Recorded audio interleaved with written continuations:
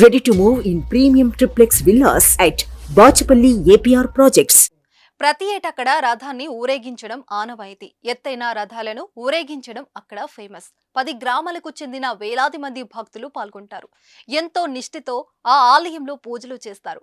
తాడును తమ భుజాల మీద వేసుకుని రథాన్ని లాగితే ఆ అమ్మవారు తమ కష్టాలను తొలగిస్తారని అక్కడి భక్తుల నమ్మకం. ఏం అపచారం జరిగిందో తెలియదు కానీ 120 అడుగుల రథం ఒక్కసారిగా కుప్పకూలింది. అసలేం జరిగిందో ఇప్పుడు చూద్దాం.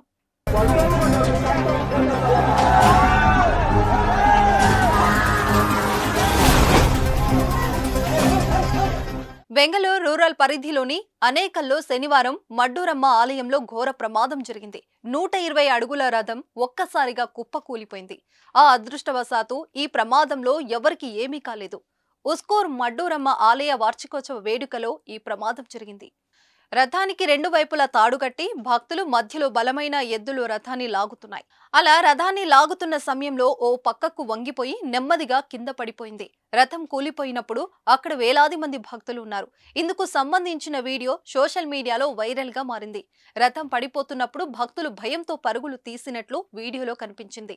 ఎత్తైన రథాల ఊరేగింపునకు ఉస్కూర్ మడ్డూరమ్మ టెంపుల్ చాలా ఫేమస్. దశాబ్దాల కాలం నుంచి ఈ గుడి వార్షికోత్సవంలో వందలాది రథాలను ఊరేగించేవారు. అయితే రాను రాను ఈ సంఖ్య 10కి పడిపోయింది.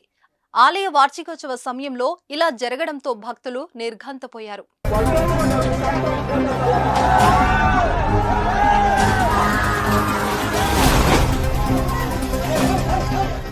సుమన్ టీవీలో మీ పర్సనల్ అండ్ బిజినెస్ ప్రమోషన్స్ కోసం కింది నెంబర్కి కాంటాక్ట్ చేయండి.